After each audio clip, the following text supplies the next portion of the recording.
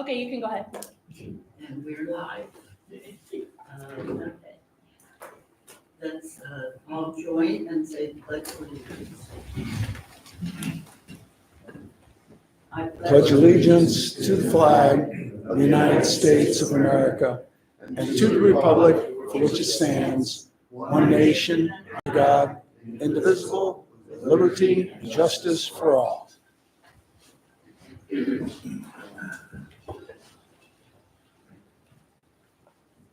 So welcome all to the January 13th Board of Aldermen meeting, and I now call this meeting to order. City Clerk, would you please call the roll? Alderman Allen, Here. Alderman Harder, Here. Alderman Hughes, Alderman Kinsella, Here. Alderman Murphy, Here. Alderman Schwer, Here. Alderman Steinhubel, Here. and Alderman Weezahan. Here. I have Acting President Sue Allen as the presider tonight, and we do have a quorum. Thank you. Okay, I see a motion and a second to approve the minutes from the December 9th meeting. Second motion and second, thank you. Do you have any discussion? Alderman Kinsella. I do, thank you, Chairman. I just want to clarify something that came up during the last discussion regarding the Greenwood company that supplies the landscaping work for 2025. Within the discussion last time, we talked about how it looked as though there was a substantial 27% increase in cost for landscaping work within the city from 2024 to 2025. And Michael Zeltman pointed out at the time that that was primarily due to labor and equipment. However, he did further research since then, and this is what I wanted to make sure that everyone was aware of, that there was a lot more growing period for all the lawns throughout the properties that the city owns. And that required a substantial amount of additional cutting. And with all that additional cutting and trimming and then other scope work that was added, aeration work and so forth, the price increase was only about 11%. And while that's still substantial, it's not 27. So I just want to make sure that everyone understood and appreciated Public Works Director Zeltman's work in that effort. Thank you. Yes, thank you. Okay, any further discussion? Seeing none, all those in favor, please signify by saying aye. Aye. And any those opposed, signify by saying nay. And the motion carries, and the minutes are approved. Okay, I believe we do not have anyone who has been No, ma'am. acknowledged to speak for public hearing from the citizens. And for public hearing, we have none. Appointments, we have none. So under communications and reports, so I would like to start off with a comment, or maybe two. And first of all, I want to really applaud our Public Works, the great job of snow removal of our city streets. And we know in a second, Mr. Sheldon will give us real specifics. But I think we're very fortunate. We had a great job, well done by the city. In my opinion, the primary goal of any level of government is safety. And if any of you went on either the North Outer 40 or South Outer 40 or along Mason Road, where it intersected with the South Outer 40, I think it would be a good lesson on entity not doing a very good job. I actually talked to Dennis Hancock this afternoon. He is our city council representative. And actually Tuesday morning, Mr. Shelton, a gentleman from MoDOT, Mr. Hancock, all received a picture from my phone showing the big mound of snow in the intersection of South Outer 40 and Mason. If someone wanted to go straight from South Outer 40 and merge onto eastbound 40, they couldn't do it because I'm assuming, well, I don't know who did it, who left it that way. And actually, there's still, 1 week later, a lot of snow, so you can't just drive through. Mr. Hancock said they are light about 39 employees for their snow removal, though the county did budget those positions, but they have not been filled. And I would like Mr. Shelton to go back to Mr. Ryan Piercy, who is our area engineer, and find out, mention scheduling or what. It's unacceptable that, and dangerous. And I talked to the mayor a couple days ago, and if you were trying to merge onto 6440 from Mason, you had to stop. So I've not heard that there were any big collisions. Chief, did we have any major collisions with the snow? Over the snow, for the most part, it was the normal slide offs, and luckily, once again, Okay, most of the crashes avoided any serious but injuries. then we were very lucky because you almost had to stop your car and hope you could get into the traffic because there was no merging lane. So it was, in my opinion, unacceptable. I hope, Mr. Shelton, you will get back to us on something from that. Yep. But Town and Country did a great job. Everybody was talking about our jobs, but unfortunately, people do not know who is responsible for which street. And so people can say, Town and Country did a really bad job on outer roads and or Mason, and it's not Town and Country. So anybody listening, you need to get facts. Okay, Are you gonna give your report? Do you have a report? Alderman Woods. If I could just also, Madam Chair, to piggyback on that, I do want to report that Tom Thousand, our Public Works employee, our 2 park maintenance people came in at 2 a.m. on Sunday, worked all day Sunday, Sunday night into Monday morning. And that's why our streets are good, because they worked and worked and worked. And they were out there. They didn't wait until it was all done. They were here on the job. So kudos to them. They did a fantastic job and really Good to hear. put in the effort, which is really it was an unbelievable storm. But thanks to our people and our contractors with T Hill who came in and stayed with that and worked that snow. So fortunately that we do have that contract arrangement, and fortunately for our small staff that just stuck with it. So kudos to them. And we have people who take responsibility. Correct. Okay, so now recognize board individuals to comment. Alderman Winston. Thank you, Chairman. I just want to give an update. The Police Fire and EMS Commission will be meeting next Tuesday, the 21st, in the community room up front at 4:30. Anybody's welcome to attend. Thank you. Alderman Hughes. Thank you. The next meeting of the Architecture Review Board is set for Monday, February 3rd, 5:30 here at the Municipal Center, and all are welcome. Thank you.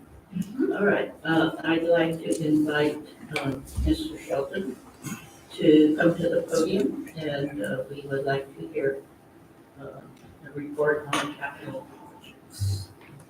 Thank you, Madam Chair, members of the board. I just want to briefly kind of review. We presented this information in detail to the Ways and Means Commission.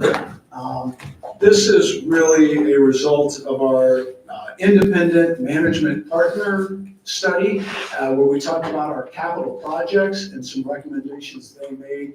And we realized as a staff that we put a tremendous amount of work into bidding and carrying out a project, but then don't always have a follow-up report. So thanks to Mr. Zeltman and Ms. Nixon who put this format together, we will continue to do this type of report. This just hits on our 4 big projects from last year. This is already up on our transparency portal. Again, I'm not going to go into this information in detail. You have it up there, but just want to make sure everybody's aware the type of information. It's fluid. If you all see something you think would be helpful to be included, again, this will be a record and we can manage our projects going forward, look back at who the contractor was, unforeseen issues. You know, as an example, we started with the Mason Valley Stormwater Project.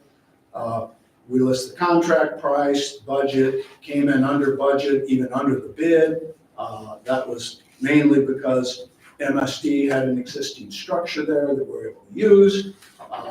It was on time, and then basically any other comments, and we list the contractor, and then the benefits of working in the public right of way compared to when we get involved with private property needing easements and those types of things.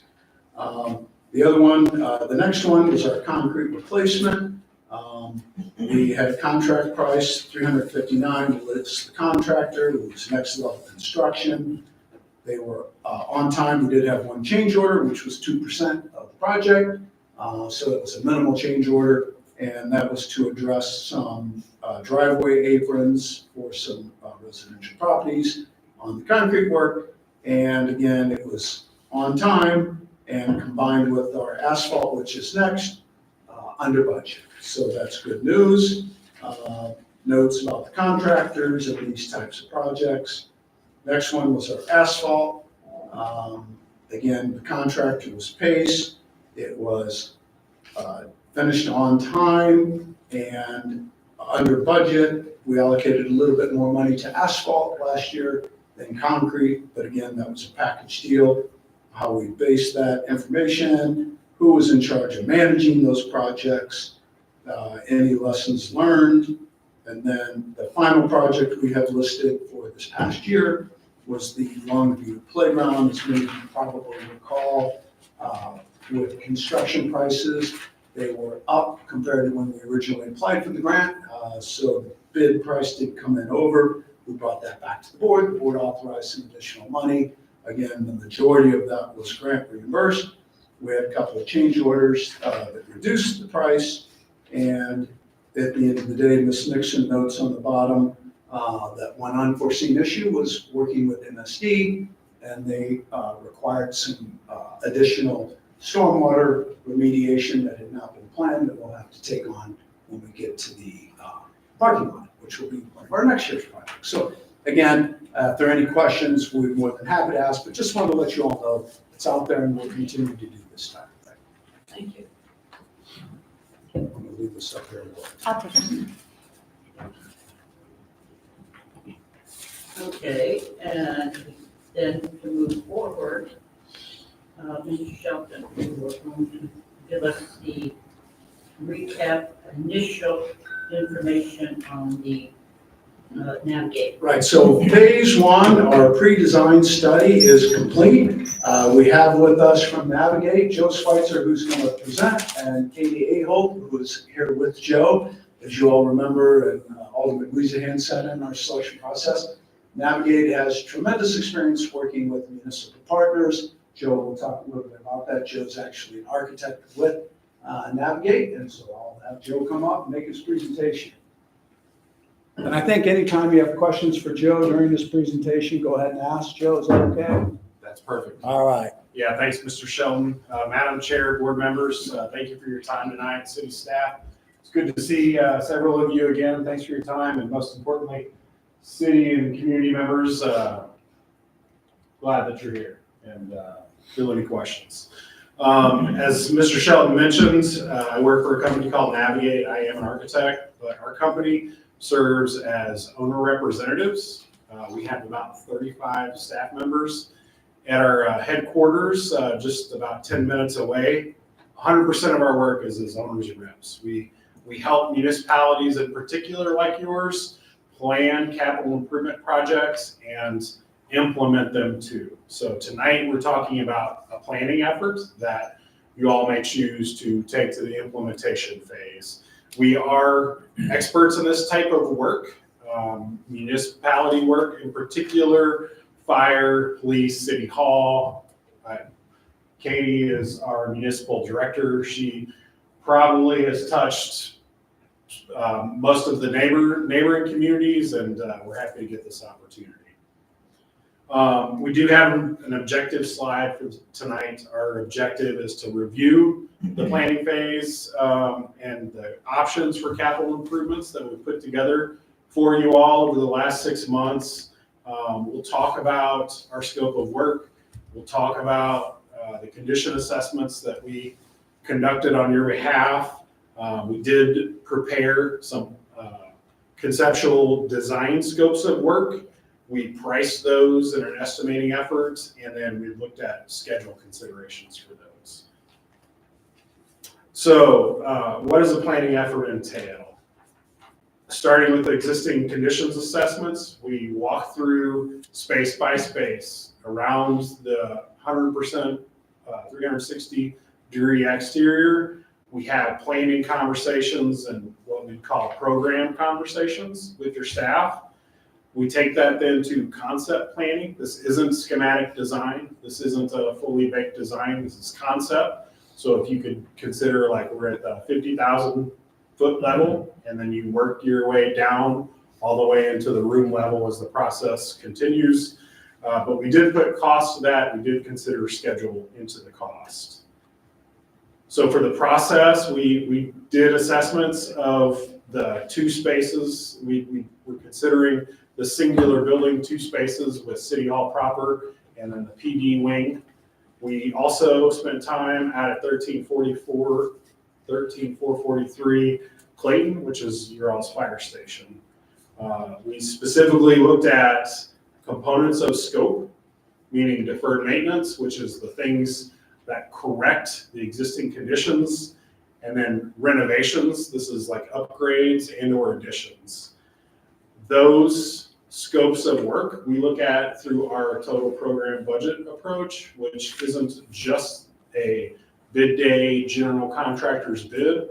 This includes things like design, like surveys, like geotechnical analysis, furniture, technology, all the things that make a project actually complete. So let's talk about the conditions assessments first. And please, if you have questions, stop me. If I'm going too fast, please ask me to slow down. Specifically, the framework of the inspections looks at each component of a building. I'm not going to read these to you, but buildings are more than just drywall and carpet. There are things mostly behind the drywall that are the MEP infrastructure. This is mechanical, HVAC, electrical, and plumbing. Usually that represents 30% of a project's cost. You never think about it. The roof that's over our head right now, you rarely think about that, but that's often in the 10% cost range. So all of those things, myself and one other consultant walked day by day. And I wear boots, I don't wear dress shoes, so that's where I feel more comfortable. The things that we did not find, and we actually hired a consultant to analyze if there are any environmental concerns. The age of these buildings are such that there weren't any, and you've got the documentation now to move into the renovation project that the state and other HJs would want to see. This is just a small snippet, right? This is a summarization of items identified, but at a summarization level, there's deferred maintenance. These are the things that just, as a building ages, takes effort to correct. Specifically, the replacement of major MEP systems. The HVAC system in this building is served its lifespan and will need to be replaced to continue to heat and cool this facility. The cast iron piping in particular, I think you've already had some repairs to the lower level of this facility. There's additional cast iron piping that exists that's going to need replacement. The roof of this building is asphalt shingles. There are instances where the granular material that protects the asphalt shingle itself has totally degraded and it needs replacement. Facade corrections, these are things like tuck pointing, sealants around windows, and repairs of rusted doors. All the things that are just normal process, like putting salt down to keep the snow and ice melted, affects a metal door frame. We also looked at the fire station. Many of the same things appeared over there. In particular, that building, if you look at it from the street, if you're on a sidewalk, one of the city sidewalks looking at it, you have a gorgeous slate roof. Behind that gorgeous slate roof, there's a mechanical well that has a membrane type low slope roof that is original and in really degraded state. That is definitively something that needs to get corrected post haste. Other items over there, in particular, tuck pointing and sealant replacements, and there are a handful of broken sidewalks, particularly right at the entry. There are potential trip hazards. So we methodically walked through those spaces and identified the deferred maintenance that needs to get addressed. Beyond that would bring, those corrections would bring you up to today's standard, right? But today is one day in what's probably another 20, 30 years worth of lifespan that these facilities will serve your community. So to figure out how to best serve the staff and best represent for your community, we talked to staff and we had 20 plus questionnaires that got filled out. We had 15 plus small group one-on-one interviews where your staff entertained me by answering my questions and documenting the things that the city employees that work in this facility and in the fire station facility on a daily basis would recommend to ensure another 20 to 30 years on the investment that the community has. We also had a half dozen planning sessions where we worked with and commented and presented to various members. Representation was different each time, but did test fits and conceptual options to see what if we did this, what if we did that kind of conversations. Specific to this building that we're in tonight, most of the scope of work included site improvements, such as providing some additional paved area on the police parking wing area, making facade improvements. There's some cast stone that is degraded over time, replacing the vestibule entrance that we all walked through tonight. Most of those major MEP, HVAC corrections, and then some ADA enhancements. One of the things that I didn't mention, but that second to last bullet point, the temporary facilities and phasing. If you can imagine a facility like this that has to stay operational during the course of a construction project, you have to provide staging place for staff to temporarily relocate to work while a contractor and subcontractors are in taking up carpet and making changes or moving walls, moving doors. So we've even thought ahead to figure out how can the city of Town and Country stay in operation while such capital improvements take place. This particular graphic is color-coded in a way. This is like if you sliced through horizontally and looked down on the space that we're in now, and then the western half. The yellow is what I'd call light renovation. Light, and these are very technical terms, light versus heavy, right? Not terribly complicated. Light renovation is changing finishes, making paint upgrades, moving, a little bit here and there. Green is more heavy. That's where you've got a demo crew taking something out and or putting some new walls, new doors back in the place where they were never planned to occur. And then the light blue in the corner is intended to be a small addition to this facility. The thing that we heard most in our conversations is that this facility was planned, at 20 to 30 years back, and the city staff has grown in a way where there are more bodies and more space needs than the current envelope allows for at the time being. We had similar discussions with Chief Wilkie and his staff.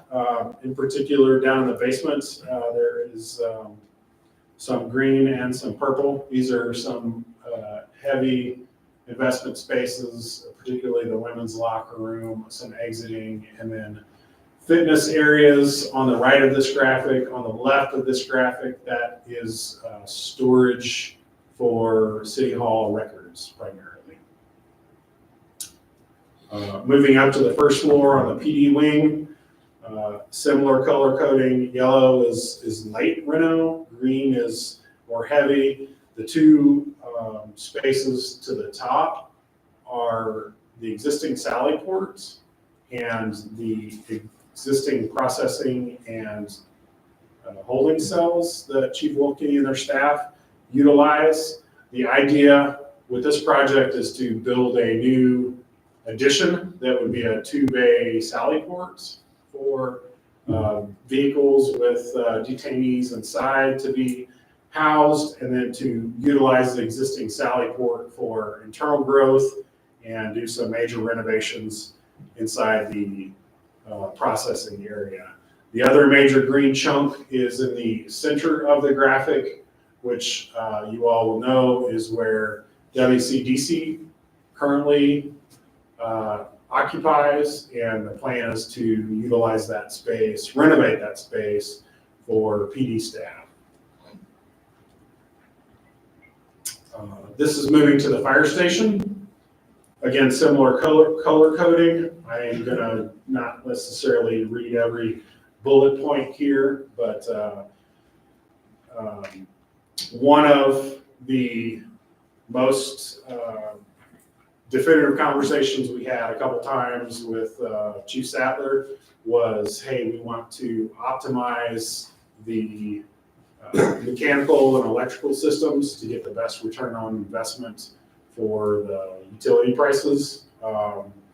That came with ideas like adding insulation to the existing walls and roofs, making that roof repair that I suggested earlier, making some HVAC upgrades in both the existing equipment that has served its lifespan, plus adding some dedicated units to the sleeping quarters that have more operable controls and better capabilities to heat and cool only when needed, not just continuously sending heating and cooling dollars into that space. And then lastly, some aesthetic upgrades with kitchenettes and sleeping quarters and within the restroom spaces. So by and large, that's the scope of work that's been considered. This slide and the next are Navigate's estimates. We're not a general contractor, not here in front of you suggesting that we would do this work, because that's not what we do. This is based on bid openings that we do weekly in other municipalities, and a detailed takeoff at a conceptual level. It's very round. We've intentionally taken these to a 5,000 degree rounding error. But with the conversations that we had with city staff, we very specifically talked about ways to save money. City staff had some great ideas and right-sized, I'm an architect at heart. I could spend the city's money all day long. That's not what this represents. This represents the true need based on a lot of really smart individuals that you all already employ.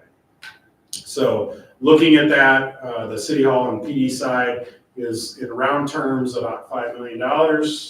On the fire station, all of those scopes of work, again, in very round terms, is about $2 million at the conceptual level.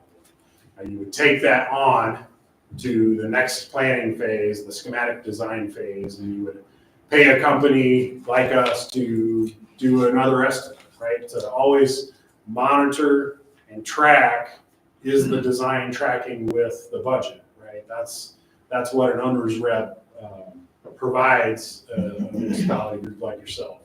In your experience, if this was done today, how close are your estimates to the final product?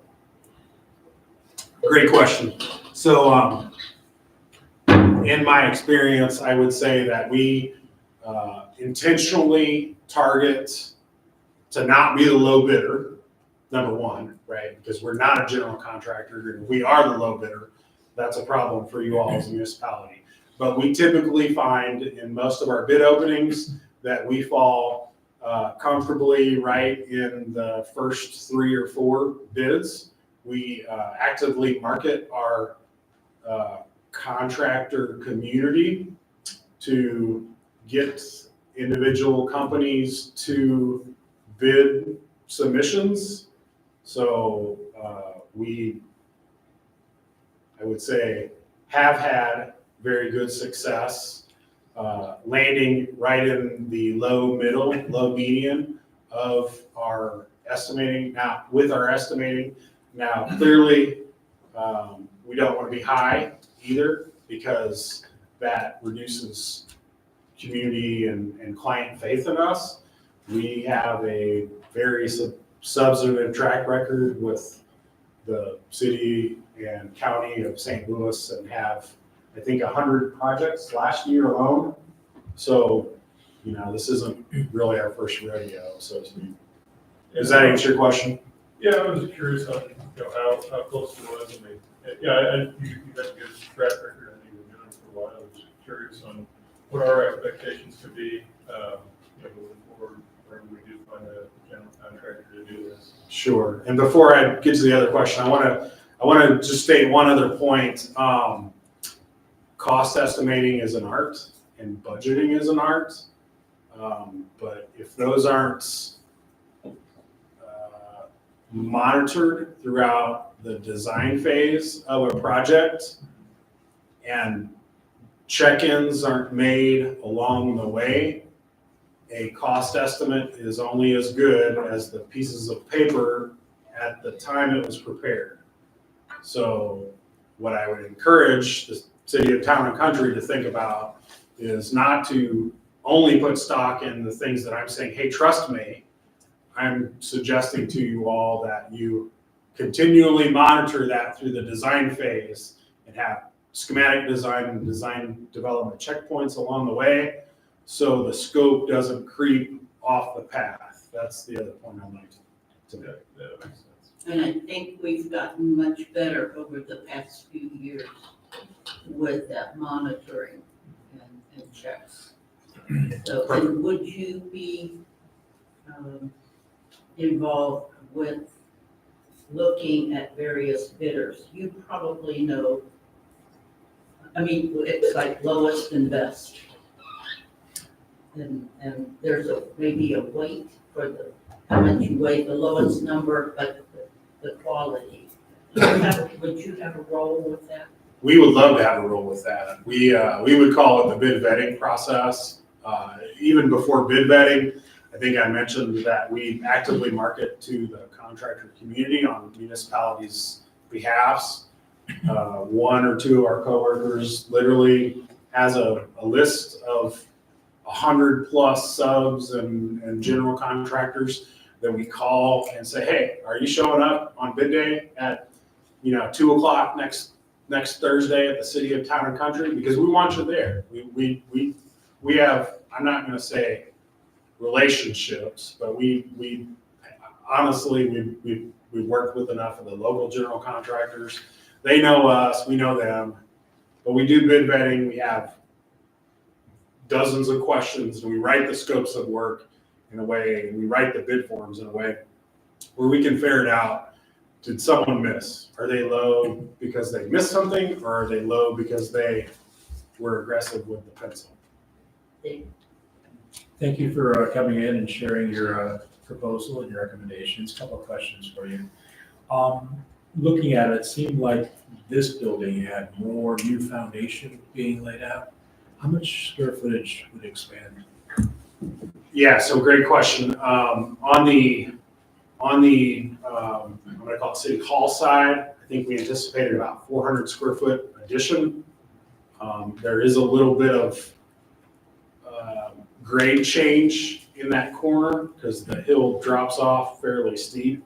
So it'd be different if we were just doing a single family house foundation type of work. And a small addition like 400 square feet is, that, you know, makes it a little more pricey. But we anticipated 1,400 or 400 square feet over there. On the Sallyport side, I think and I'm going from memory, I think we were in the 1,000 square foot, 1,000 to 1,200. I could be misquoting, so. How deep in the ground would you have to go, for example, over here?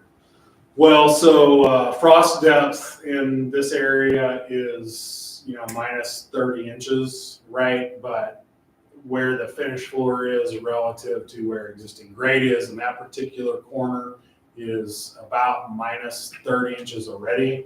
So you'd be going almost 5 foot deep just to make it there. Any concerns about what might be under there? I am always concerned about what's underground. So part of what we do during the design phase on municipalities' behalf is help competitively and or qualitatively select geotechnical engineers to act on the city's behalf, come out, drill borings, you know, a boring rig or a boring buggy that literally cores 15 to 30 feet down into the ground at half dozen spots. That's a step that hasn't happened as part of this conceptual estimate, but things that you find by that are sometimes unsuitable soils. Sometimes it's high plastic clays. Those are the things that swell when they get wet and cause structural settlement. I don't know your site well enough to anticipate that, but those things are possible. Well, a couple other questions. Based on your review of the properties and all that, it seems like anybody who ever goes through a construction project always gets surprises, you know, throughout the process. Are there areas or areas for these two construction projects that you're saying, well, this could be a surprise point? Renovations often can have surprises, just because until you literally open something up, if you were talking to a heart surgeon looking at the surface of my chest, that he or she has a pretty good idea of what's going on under there, but until he or she opens me up, you know, it's anyone's guess. But with that type of mentality, we have included some contingency in this effort. We've planned on a 10% what if in this. We've also planned on like a 3% escalation, because if you buy construction today versus if you buy construction 6 months from now, the price isn't necessarily going to be the same. Most of 2024 settled down compared to where 2023 and particularly 2022 were. Have you found that your contingency strategy has worked effectively for other projects like this? 10%? It takes an active monitoring and management of a budget to guide the 10% towards success. It's not a end all be all. It's not a perfect percentage, but with the right, um, with the right monitoring, a project can be steered towards budgetary success. And a company like ours only stays in business if we actively do those things. So my last question is, especially the fire department, firehouse, it's very inefficient in terms of the HVAC. Any of us who walk through there realize it, you can feel it. Do you have any, I'm not sure if you're the right person for this, do you have any projections as far as what an updated system would save us over time? What type of efficiency we can expect from the new system? So I'm an architect, I'm not a mechanical engineer. What I would say that we have anticipated is that providing direct systems that are controlled by thermostats in the sleeping quarters that can operate those systems when those are occupied versus unoccupied is definitely going to help, right? If you just are 24/7 pushing cooling or pushing heating into those spaces as opposed to as needed, you're going to spend more money. We have also anticipated providing insulation upgrades in the ceilings and then specifically the apparatus bay. What's unique and beautiful about your fire station is that the apparatus bay is nestled between occupied horseshoe spaces. What that effectively does, though, is create situations where the outdoor temperature can quickly change over into the apparatus bay, and now all of a sudden you got more exterior surface wall. So we plan for some insulation there. I can't tonight tell you that you're going to save X percent, but I am confident that should the city of Town and Country make these upgrades, you should have a return on investment. I can't tell you how many years, but through the design phase, an MEP engineer would be able to answer that question. Thank you. Yeah, in this year's budget, we've got $225,000 for the roof of the fire department. Is that the same roof that we're talking here? Correct. Okay, Yeah. So then, but that doesn't have the slight roof repairs in there. Correct. So theoretically, that could drop down to $65,000. Absolutely. Okay, I was just curious. So Write it down on the budget. Joe, I've got one question for you too. As you interviewed all of these staff members, I recognized that when you spoke with Chief Wilkie, he said that you have some need for expansion, and without the WCDC in that location, you'll have some of that. What about on the administrative side? They added even one more person. Is there space now with what you've done to add another body, or is it just you will have given everybody an office spot and then there's no room for growth? This doesn't project major growth, no, or I might have for that. So there's no room for growth beyond what we're seeing on this. This largely meets the current staffing need. Okay, all right, good to know. Alderman Schroeder. That was part of my question. How far in the future was this planned for? Or is there a way to plan ahead where if you needed to phase this, like the second phase would be another addition, if we had additional growth? I wouldn't want us to go through this and then 10 years down the road, like, oh, we need another addition. So my big thing would be to plan for the future. The other question is, so in this plan, the dispatch would be still in this facility, or? Yeah, Joe, if I can address it. So we looked at, and we've been talking to, obviously, WCDC is a big partner of ours, with, the other cities of Ladue, Frontenac, and Creve Coeur. So we've looked at if there was opportunity to move them into the basement. That doesn't work. So we will work, as I'm on the board for WCDC, to find a location and upgrade their facility as well. They're busting at the seams in our spot here. But what this really does is gives the police department an opportunity. We've got city hall people over on the police side, so it gives them an opportunity to improve their operational function tremendously by having that entire space over there. It really is what, and then make some improvements down in the lower level. But to answer your question, yes, WCDC would need to relocate somewhere, and we're working on that And any costs would be shared with, among our 4 cities. so like say if, you determine the firehouse had a good area for expansion, we wouldn't be paying all those costs. Correct. Yeah, it's whatever that cost is for that WCDC will be shared among the 4 entities. Was the firehouse looked at all? Absolutely. Joe did that for us.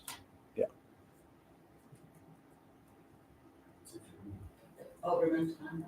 Thank you. 2 questions. We'll follow up for both because it was the same thought on my mind. I am a little concerned, are we thinking about the future? Because if we're committing to this building, which it looks like we are at that amount, Right. we're going to be good 10 years from now. I have the same issue. If we're going to expand, are we expanding to the point where it's going to be good, from not only the police department side, but from the staff side? Because we had 2 more people. It seems like we're busting at the seams even with the addition. So are we keeping that? Because if we're expanding now, Yeah. we do that, a fuller expansion, does that? And that's definitely does that reduce costs something, now for the future, Right, instead right. of pushing it off to the future Yeah. again? I think for the police, we do provide for future needs. The city hall side, we may want to take a look at that as we move into this next step. But this is where we thought we need to be and at the number we kind of had thought we wanted to present to the board. So we did have a higher number on the city hall side, and the staff worked with Joe to get that number down more in that $5 million range. So if the board would like to look at, what does that cost to provide for future space, we can certainly do that. Yeah, to me, if we're doing it all, it would be nice to at least know what that would be, like to have that option is to be able to take a look at it and see what that cost would be. My second question is around the firehouse. Are we committing to that firehouse long-term then? We're gonna spend all that money there? Absolutely. Okay, because I'm all for that. Right. So basically, though, we're just trying to fix symptoms of that building. This does not fix the underlying, it was not built to be properly heated and air conditioned, correct? Correct, but I think as Joe said, that There'll be some savings, but it's still, the building is what we've got. the right? building is what we have. There's nothing we can do structurally now that'll help if we're committing to it. You would not build it that way to be a fire station. Ever again. Correct. So we're gonna live with it for a long amount of time. Okay. Just curious, because I remember the first thing the chief said was like, this building was never meant to be heated and air conditioned to this extent. It's a gorgeous building. It is, it's beautiful. We love our firehouse. Yes. Yeah. Okay, that was it. Thank you, Sam.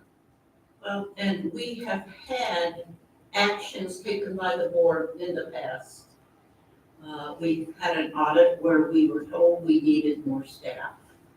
We typically do a lot of contract work, so the city historically has not hired more people. If you go from what has happened up to this point moving forward, so unless that really changes, I think this is very nice to see, because for years prior to having a property tax, we now have, we couldn't even talk about this. And we had big Band-Aids, and so this is an incredible step forward. And I do encourage everyone to go to the basement, look around before they change it. Make an appointment, Yeah. so we can plan it. Yeah. It's bad. So if I can just make, unless there are other questions for Joe, I'd like to thank Joe and Katie both for being here today. I did talk to the mayor. Mayor said, obviously, no action tonight, but we will then be bringing forward the next step, potentially a agreement with Navigate to then get us into the design and begin that process, which you all have budgeted for in this year's budget. So we're keeping on schedule, which is fantastic. Thank you. Again, thank you for your time tonight. I appreciate you bearing with the conversation. If you have other questions, please ask Mr. Shelton, send them my way, and we're happy to provide responses as necessary. Have a great evening. Thanks, Thank Joe. you. That's good. Thanks, Katie. Okay, back to our agenda. We have no unfinished business to address. So for new business, I'd like to call on the city clerk to read the resolution. Resolution R01-2025 is a resolution authorizing the application for a surface transportation block grant for the Boat Road resurfacing and pedestrian improvements project. I would seek a motion and a second to approve. So moved. Second. All those in favor, any discussion or amendments? Okay, seeing none. All those in favor, please signify by saying aye. Aye. Opposed? And that motion carries unanimously. Okay, I'd like to call on the city clerk to read the next resolution. Agenda item number 2 is Resolution R02-2025. It's a resolution authorizing the application for a transportation alternatives block grant for the Topping Road Pedestrian Improvements Project, Phase 2B. Okay, I'd like to seek a motion and a second to approve. So moved.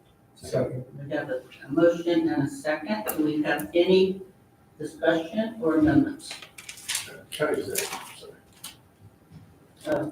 Alderman Stein. Yes, Madam Chairwoman, I just have a question for Bob. How many times, and I can't remember, it's this one or the one that we just previously voted on. I think it's our third attempt at getting the partial payment from the East-West Committee. For topping this one, Ryan, how This much? is the first attempt. This is the first at this No, it was phase. 3 attempts. Yeah. Okay, and then Oak Road, is this our second attempt at trying to get Third. third attempt? How many times do we try until we pay for it on our own, or we look at other options, I guess? was my- Yeah, I think this would probably be it This for would be it. Bope unless And we then after did. that, we would try to Yeah. do it ourselves or look at other Yeah. options. Okay, sorry, thank you. Thank you. Any further discussion? Alderman Kinsella. Thank you, Madam Chairman. Bob, let me clarify that point you just made, just to be sure that everyone's heard the same thing. On that Topping Road, that was the first, Boat Road, that first discussion we just had. We're asking for the same percentage this time as we were last time, because in your opinion, we came very close to getting the grant last time. That's correct. And then the professional opinion of our staff who handles this. Right. So while it's another try at the same apple, Yeah, it's the same percentage. yeah, Yeah, well, I know, I'm 65. hopeful, I just. Right. And you could always come back at 50, but that would be an analysis we would make and come back. Excellent, thank you. Good point. No further discussion. I'd like to have a voice vote. All in favor, please signify by saying aye. Aye. And opposed, signify by nay. And that motion carries. Okay, city clerk, please read the next item. Agenda item 3 is Bill number 2501, an ordinance approving an amended final site development plan with conditions to be complied with for the development known as West Hills Community Church, located at 13250 South Otter 40 Road in the city of Town and Country, and authorizing certification of the amended final site development plan. Okay, and for sponsors, I would thank Alderman Murphy, and I would like to be on that. Okay, without objection, would the city clerk read the bill for the clerk? We did that, so you can go ahead and, yeah. Okay. Then, I'm sorry, bill number 2501 is continued to the meeting Monday, January 27th, for the second reading and consideration. Okay.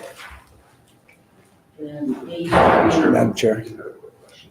Sorry. okay. Yeah, thank you. Hey, I just had a quick question on that. There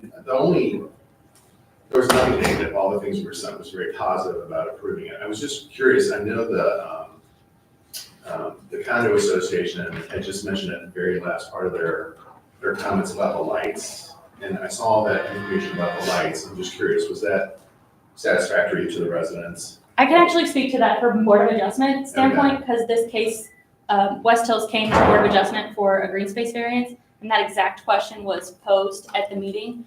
The lights that are gonna be installed at West Hills are precisely the same that exist today. So they're not upgrading them or changing the flood points or anything in any way. Good, good, good. So the association was happy with that, the Oh, HOA. excellent, okay, because I know everybody was very supportive of the sober day. I just know they left Yeah. that one question hanging, so, okay, great. Thank you, Madam Chairman. Okay, thank you. Okay, moving on to agenda item 4. City clerk. I'm sorry, will you do sponsors for that one? Which one? Agenda item 4, it's the, Emergency communications. perhaps Please. either Alderman Weezahan for PFE or Okay. board as a whole. Yes, Alderman, can we do the board as a whole? I would like to be on it. Okay, we do the board as a whole. Okay, so agenda item 4, it'll be sponsored by the board as a whole. It's bill number 2502, an ordinance authorizing a user agreement between the city of Town and Country and St. Louis County, acting on behalf of the St. Louis County Emergency Communications Commission regarding subscriber radios and the interoperable radio system.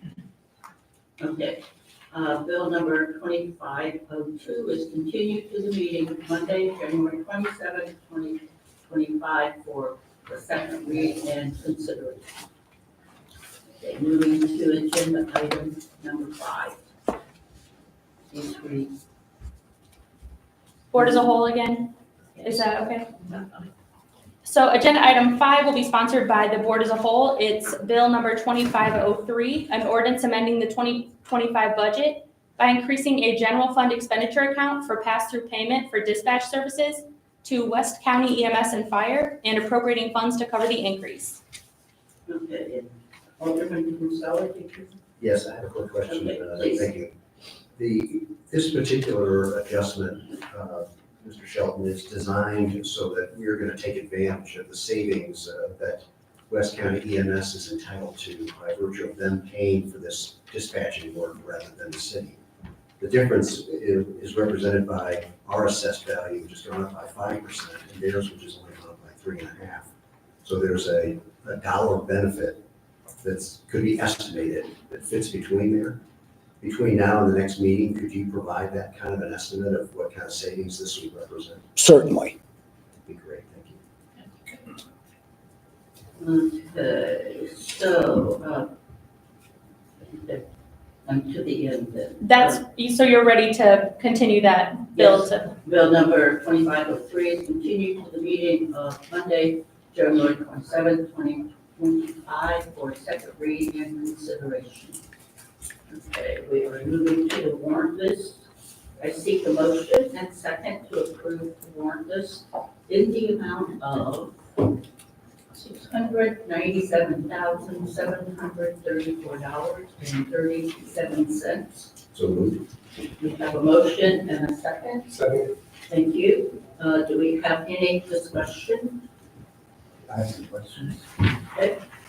Alderman Logan? Thank you. Just several questions. Going through it, the HR green, the change order costs us $3,600. What was the change order? Michael, do you know? It is not a change order, sir. That was an error.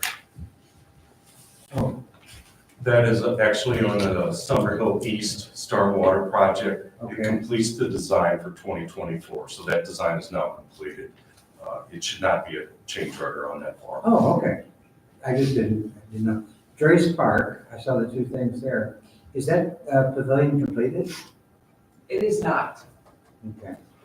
So we still got a little ways to go on that. The tree replacement at I-64 in Mason is 4,000. How many trees on that? I'm so glad you asked, because this is our very first tree with our tree preservation program. When a new project comes forward, whether it be residential or commercial, and they can't comply with our tree ordinance, and they have to pay in to the tree replacement fund. So this was a property on Clayton Road, couldn't meet the requirement, they had to pay the city. We're using this money to plant in the area that the city's taken over maintenance of. At I-64 maintenance, we've done beautification. I do not know exactly how many trees it provided for, but I'm just curious.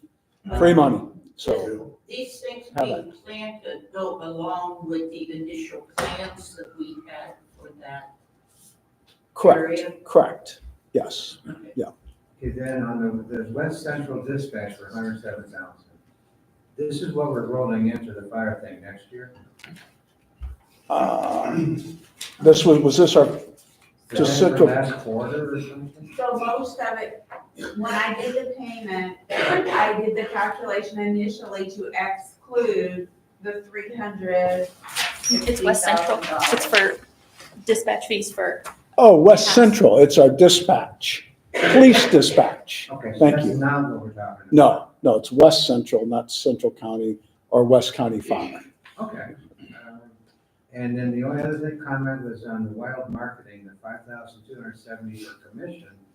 So that would indicate that she generated, or wild marketing generated $52,700 in new business? The whole portion is not commission. A portion of that is commission.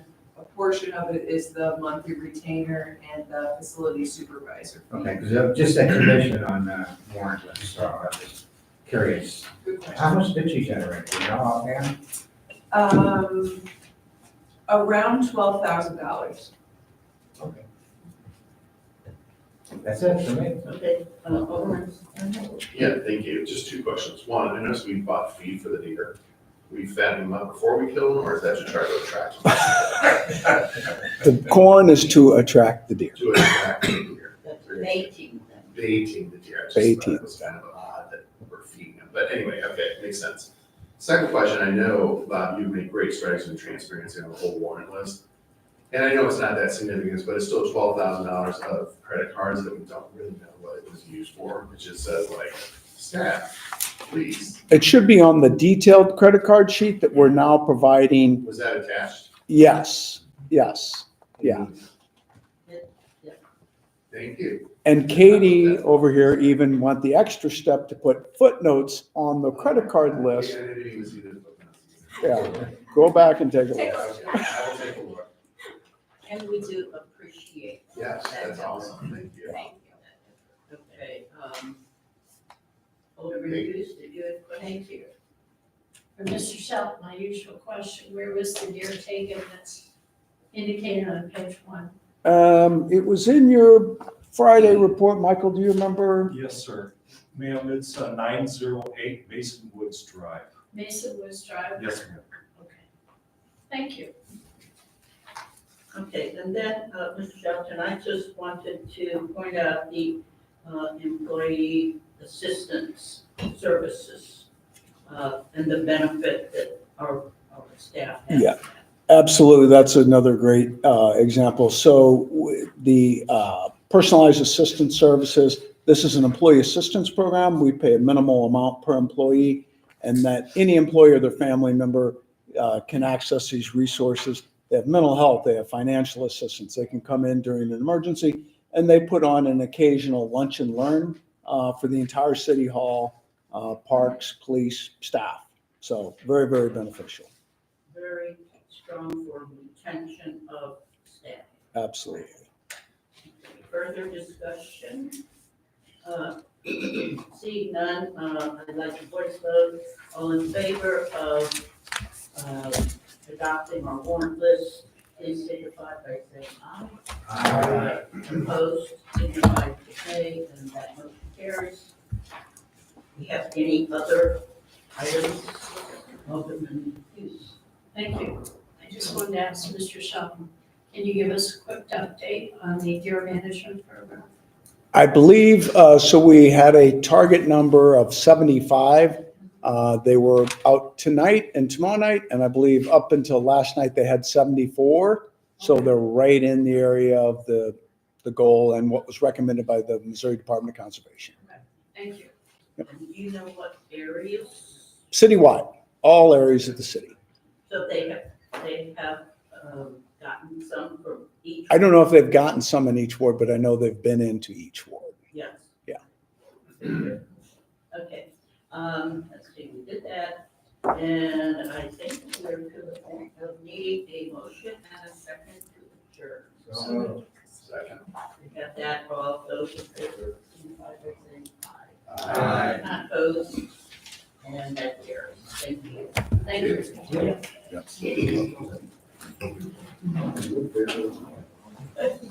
Did you see our email about the order?